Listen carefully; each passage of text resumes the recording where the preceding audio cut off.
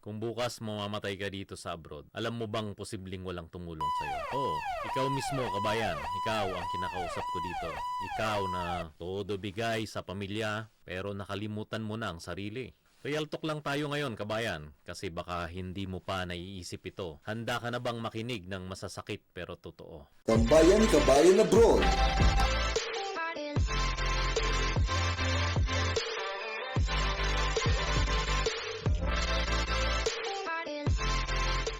Dito, kapit visit tayo sa pag-angat. Kwento ko muna ang tipikal na buhay nating mga OFW. Sigurado ako maraming makaka-relate dito. Araw-araw bumabangon ka ng maaga at kumakayod maghapon.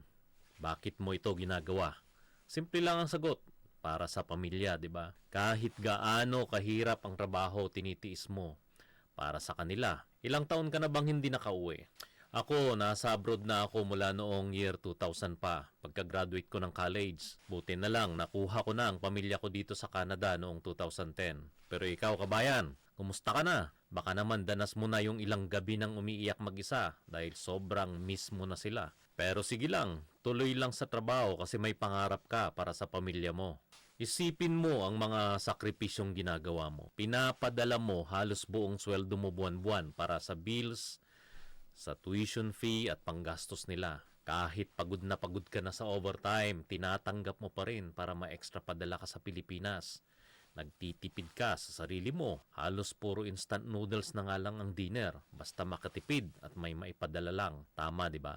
Tinitiis mo ang lungkot, ang homesickness dahil iniisip mong someday worth it lahat ng paghihirap mo para umasinso ang pamilya. Lahat ng yan kinaya mo at kinakaya mo pa. Para sa pamilya, di ba?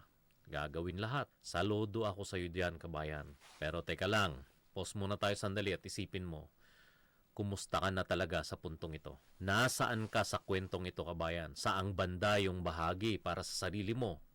Ito kasi ang realidad. Sa sobrang pagbibigay mo, baka nakalimutan mo ng bigyan ng halaga ang sarili mo. Napansin mo ba?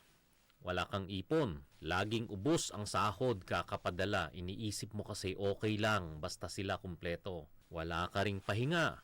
Nag-overtime ka kahit Sabado at Linggo. Ni day off nga, bihira na, halos wala na nga eh. Kasi sayang ang kita. Tama? Wala ka man lang reward para sa sarili. Kahit bagong sapatos o damit, pinag-iisipan mo pa ng matagal. Baka kasi kailangan ng pamilya mo yung pera. Yung kalusugan mo, kabayan, alam ko na pabayaan mo na.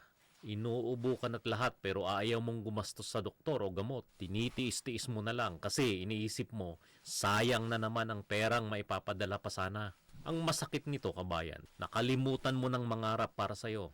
Lahat ng plano mo umiikot na lang sa kanila. Ang tanong ko sa'yo, paano ka? Hanggang kailan ka magsasakripisyo? Ngayon, ito ang part na kailangan mong marinig kahit masakit. Habang lahat binibigay mo, tumatakbo rin ang oras at ang buhay mo. Balang araw, uuwi kang luhaan kung hindi ka mag-iingat, kabayan. Alam mo ba ang masakit na katotohanan?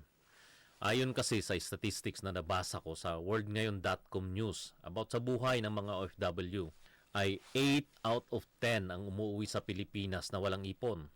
Financially broke. Although ito ay noong 2018 pa yung nabasa ko. Pero isipin mo yun, kabayan. 10 taon, umahigit na puro pagod at pagtitiis. Tapos 8 sa 10 sa atin ni walang naipon pag-uwi.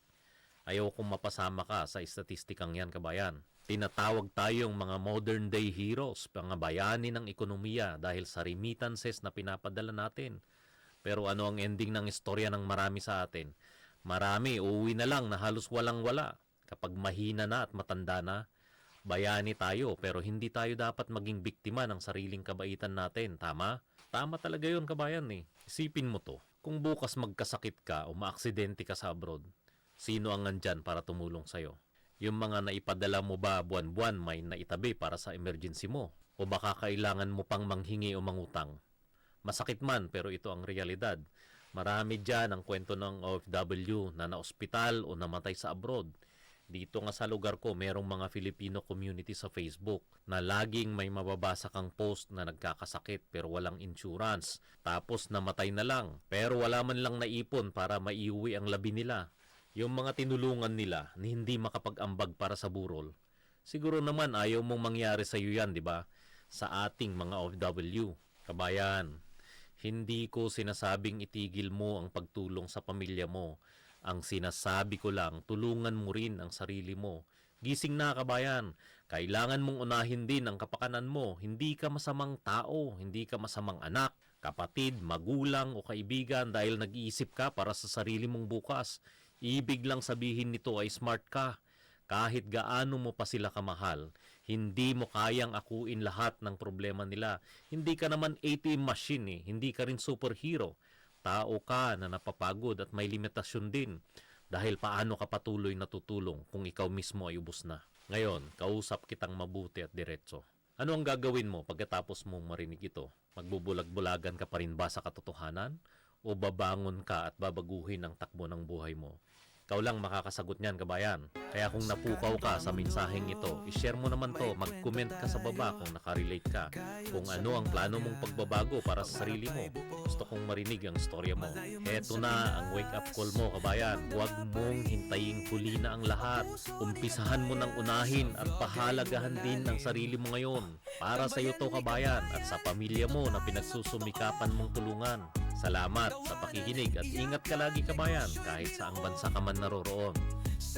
Babush!